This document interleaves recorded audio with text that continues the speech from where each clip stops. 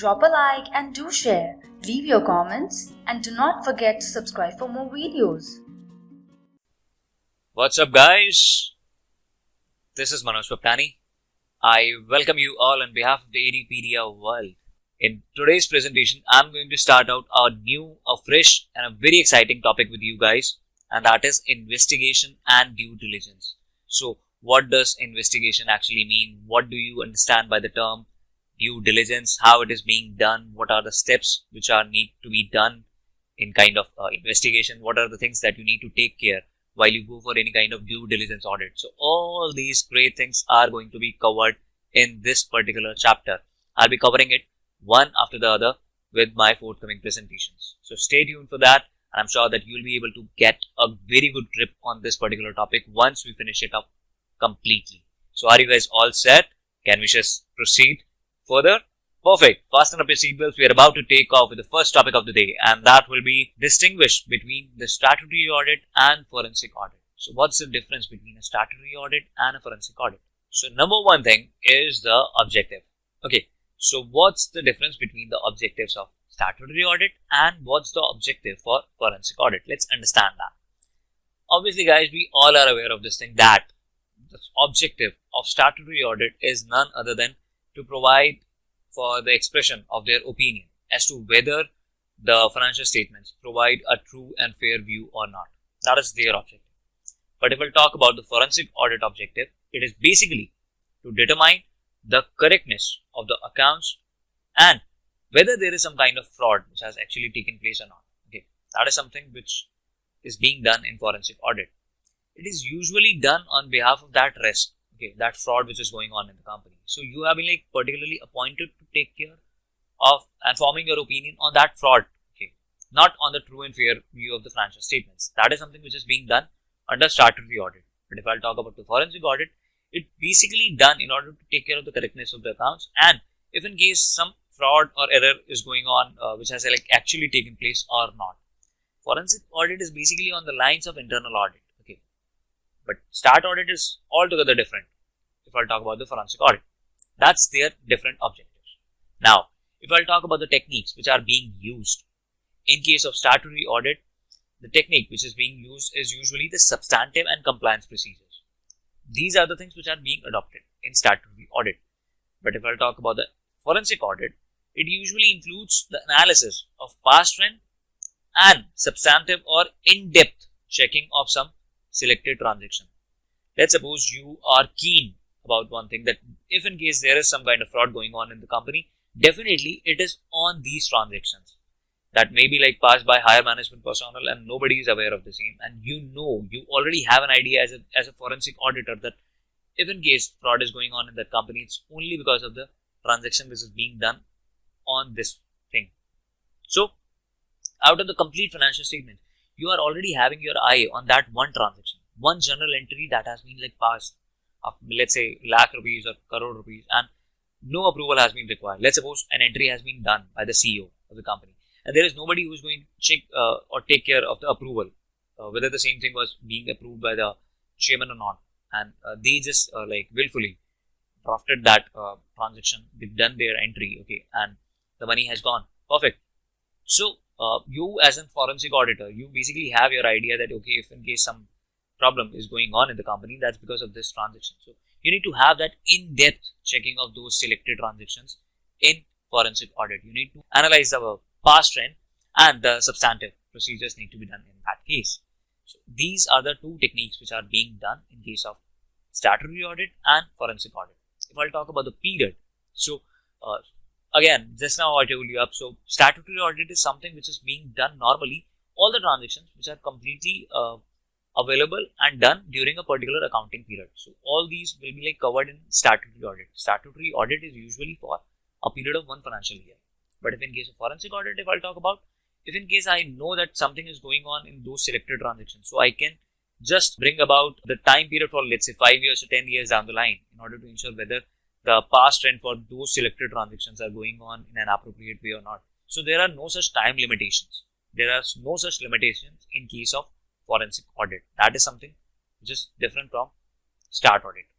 Now, if I'll talk about the management report, so in case of management report, the reliance is basically placed on the management representations.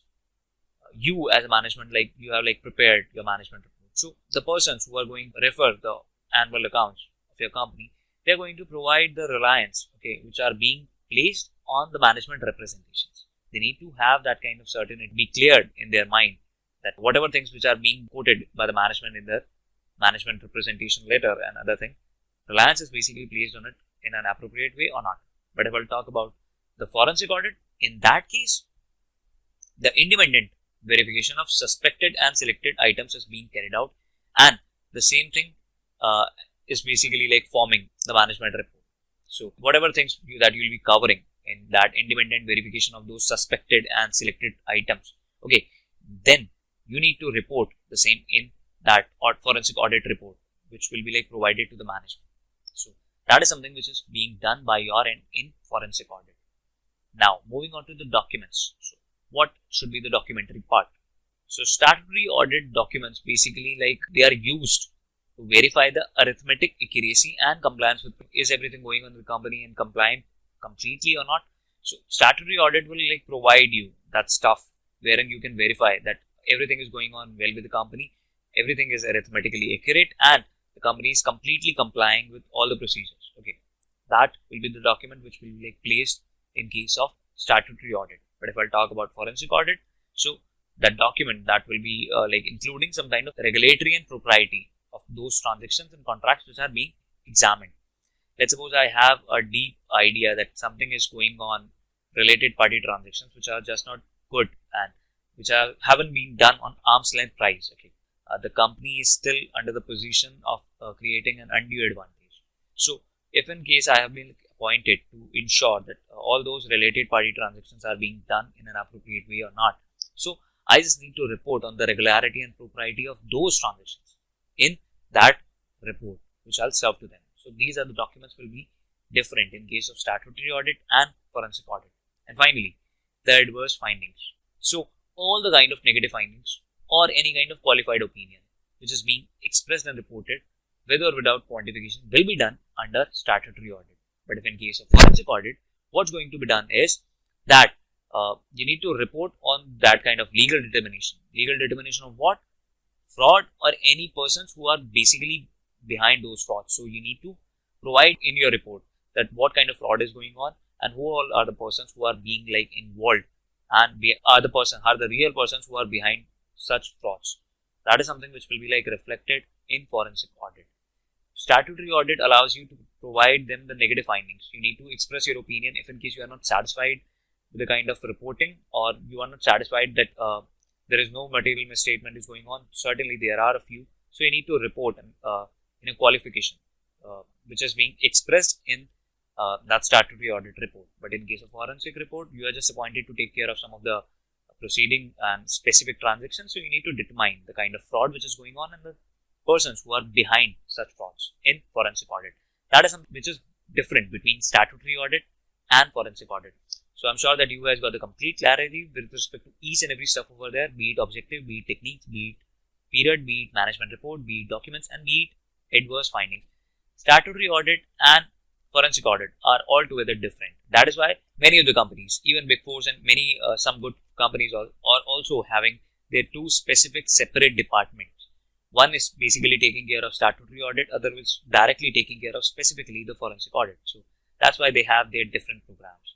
So that was the distinguishment between the statutory audit and forensic audit. I hope I was able to provide you good kind of clarity on these two topics as well. Shall we proceed further, guys? Perfect. Let's move to the next segment. This will be about the sequential steps. So what all are the sequential steps that are applicable for the conduct of investigation? If you are like conducting an investigation, what all steps that you need to take? This thing was asked in C.A Final Examination in November 2001 and November 1999 as well. So what all are the general steps in investigation? Let's understand them one by one. So step number one, before you start any of the investigation, what do you need to do? First of all, you need to determine the objectives and you need to establish that what all will be covered under your scope of investigation. Supposedly, I have been like appointed to take care of some misrepresentation which is going on with respect to fixed asset. Are the same being like misappropriately used or something is going on against them? So what do I need to do? First of all, I need to form my objective. What is required to be done? Next, I need to establish my scope of investigation, that is being restricted only towards investigation of fixed asset. Okay, I'll be doing that. So that should be the number one step.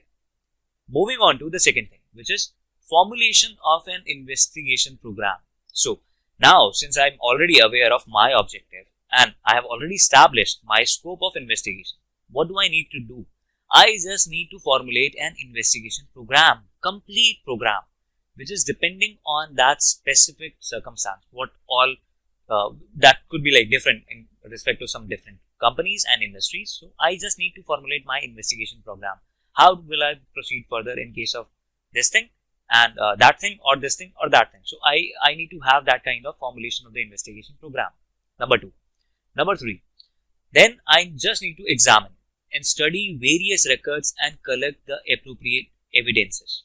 Now, since I have been taking care of some of the investigation which is being done on behalf of the company by me, so what all I need to do? I just need to collect those records. I just need to examine those records. I just need to study those records and documents. I need to collect what all could be an appropriate and sufficient evidence for me to ensure that is there some kind of misrepresentation and misappropriation of asset going on in the company or not. So I need to collect the resources and I need to form and examine and study all those appropriate evidences and records. Number four, I need to analyze. What do I need to analyze? I need to analyze, process and interpret the findings of the analysis. There is something I got to know while doing that investigation. So all my findings. Lastly, what do a detective usually do? A detective usually establishes their objective. Okay, I am basically searching for that guy. Okay. Next, I need to have my investigation program done. Okay. What will be my steps with which I can move forward? Then he starts collecting the various records. Okay. That this is my evidence. This is something which can be helpful for me to evaluate and complete my case. Okay. And finally, after completing all the appropriate evidences, what did they usually do? They just sit back, okay, they relax and they start analyzing, okay, what all have they like gathered in that analysis during that procedure of obtaining the evidences. What all is the analysis for that? They need to process that and interpret, okay, what all have been like findings of that analysis. And finally, on the basis of that, they draw up a conclusion, okay. They draw up a conclusion from that analysis and they prepare their investigation report and hand it over to their client. So these are the 5 basic steps in any kind of investigation, be it about financial statements, be it about any kind of detective services or any kind of investigation done by police in fact. Shall we proceed further? Perfect guys, let's move towards the next topic. This will be about the initial stages of investigation in determining the objectives and establishing scope. This is something which I just discussed with you and that was the step number 1. So now it is being divided further into some bifurcations. Step number 1, that is determining objectives and establishing scope, doesn't end over there, okay. So you need to have some other initial stages of that investigation in forming the part of determining objectives and establishing scope as well. So what all are they? Let's understand it and dig a bit deeper in order to make you understand in a perfect clarity. So guys, for an effective kind of investigation, I'm talking about not just mere investigation that you are doing something for the sake of it, okay, or you are doing something for the and while you're doing that you take it for granted. So I'm talking about something which is very effective, okay. So for any kind of effective investigation, what all should be done? There are some of the following measures which should be taken at the initial stages. First of all, you as an investigator, you need to have a clear idea of the demand and the requirement of investigation. What that client expects out of you, you need to have that clear in your mind, okay. You need to have a clear idea of the demand and what is the requirement of investigation. Number 1. Number 2, you need to discuss. You need to discuss some specific matters and obtain clear instructions from the client regarding the scope and object of that work. You need to have that clear idea. So after obtaining the clear instructions from the client, number 3, what do you need to do? You need to specify clearly the period of investigation. Okay, so you will be having your investigation done for a period of like 1 year, 2 years, 3 years, 5 years, or you'll be covering the scope within the last 1 decade. So you need to have clear idea of that period of investigation. Number 4, you need to plan your work. You need to plan the work purposefully and determine the kind of extent, manner, and what will be your area of checking. You'll be covering in that particular thing.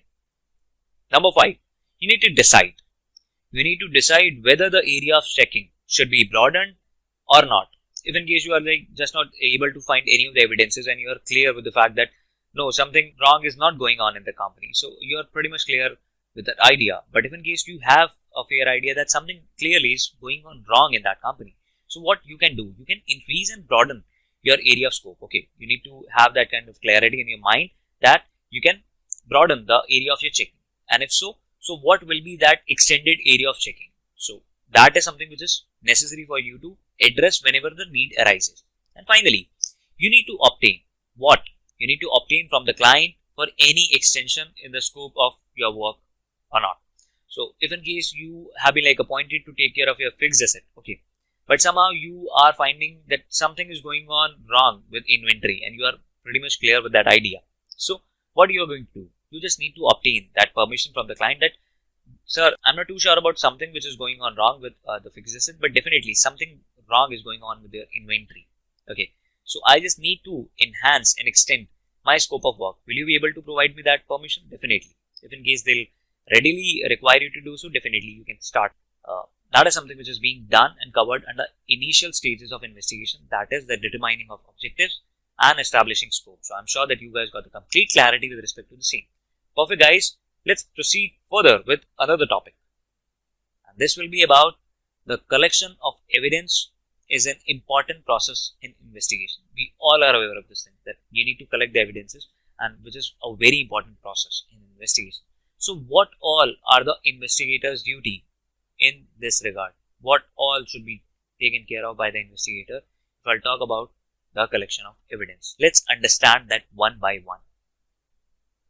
So you as an investigator, you should first of all gather which are the relevant, what all have been quoted by you as the relevant evidences, be it oral, be it written, what all should be the relevant evidences on the matters which are required to be investigated. So number 1, you as an investigator, you should first of all obtain that maximum acceptable and most convincing evidences. That should be number 1 priority. It's always quoted that it's always good to have one most convincing evidences rather than having so many n number of evidences which are just not convincing. So you need to have that most convincing and the maximum acceptable evidences at your place. Number 1. Number 2, you as an investigator, you should not restrict yourself to some kind of prima facie evidences, but you should also examine and obtain some of the most specific evidences as well. Number 3, you need to examine all those evidences which are obtained at the initial stages. And by a process of elimination and corroboration, you need to endeavor to reach to the truth of that matter. And if in case you find any of the problem while doing and while reaching to the truth of that matter, so you need to take the help. You need to take the help of external persons like experts, related parties, outside entity, in order to help you up in obtaining that specific evidences whenever and wherever required. So you need to ask and seek the help of external persons as well. And finally, you need to ensure that the process of obtaining the evidences does not interfere with the regular work of the client, and the management is not impaired by the manner of your inquiry in any way. You need to have this thing straight in your mind. Okay, your process of obtaining the evidences doesn't interfere with the regular working of the client. Have you ever thought about this thing? Why people usually avoid auditors? Why? Because they usually think that auditors are there to provide them something which is just not in their favor. So by that means, I simply say that they are there to find out the mistakes and they are there to kill their time. But that shouldn't be the case. We are there to help them up. So we need to ensure that we need to do our investigation in such a manner that we don't interfere with their regular client work in any case. Okay. For example, in valuation of land or other assets, you as an investigator, you should first of all verify the documents which are available with the client. Next, you need to examine the circumstances of that purchase and sale of such assets. Number 3, you need to obtain the market value. What is the market value of that land for some specific periods from registrar officers. And then you can obtain some written statements from valuers, engineers about the valuation of that building. So that's how you usually form the premise of your investigation. And this is just one of the examples. So you need to collect the evidence, which is extremely important in any of the process of the investigation. It should be the most convincing evidence. It should be some of the most specific evidences. Your endeavor should be to reach to the truth of the matter. And if in case you find any of the possibility of problem, in that case you find any of the obstacle, you need to take and seek help of the external persons. And you need to do your work in such a manner that you just don't interfere with the regular work of client. Is that clear? Perfect, guys. So whenever the next time you feel like investigating some of the matters, you can keep this checklist in your mind. Perfect, guys. Let's move towards the last topic of this presentation. I'm sure that you guys are getting each and everything which I'm just making you understand over here. Perfect. Let's move towards the last topic of the day. And that will be, how does an investigator analyze and interpret his findings? So how do you, as an investigator, you analyze and interpret your findings? So this segment will be divided into three major broad parts. Number 1, care. Number 2, objectivity. And number 3, relevance.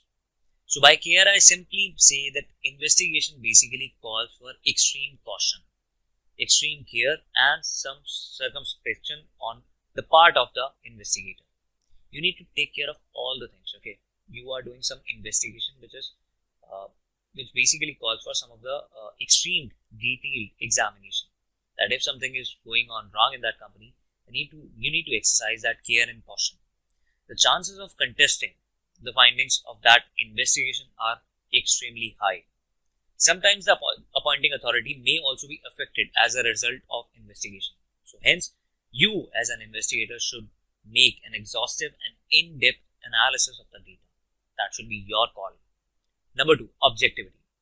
The investigator should not allow prejudice or bias to interfere in his conclusions. You need to ensure that you have been appointed as an investigator. If in case that person who is like creating the mishap in that company provides you some kind of biasness, they provide you some kind of bribe or something to alter your conclusions, you need to accept such bias in any way. You should not allow the prejudice or bias to interfere in your conclusions. You should analyze and correlate the facts and figures and arrive at a conclusion. The conclusion should be well reasoned and backed up by established facts and evidenced by proper records and data. You as an investigator should first of all analyze the data objectively on the basis of the evidences gathered, and subsequently you need to draw your conclusions. You need to draw up your conclusions on a careful scrutiny and study of the analysis made. This thing will be covered under objectivity. And lastly, the relevance. You as an auditor should not allow irrelevant facts and figures to find place in your interpretation. Your time is limited. Your work needs to be excellent in that case. So you should not allow any of the irrelevant facts and figures to find a place in your interpretation. The interpretation should be very much clear, brief, and free of any kind of doubtful element. Factors like economic considerations, situation of business, industry, nature of work, they should be taken into account while arriving at your conclusion and interpretation of your findings. So that's how you as an investigator analyze and interpret your findings. You need to take due care. You need to be objective in your nature completely. Okay, you need to analyze the data objectively on the basis of evidences gathered, and you need to draw that conclusion on very careful scrutiny and study of analysis made. And the same, the kind of facts which are irrelevant to that study should not find place in your interpretation and investigation. You need to be very much specific, clear, and brief with your relevant stuff. I'm sure that you guys got the complete clarity with respect to this thing as well. So all I need to say is, do revise your topic. My making you of understanding the facts clearly will be of no relevance if in case you just not revise and retain the topics.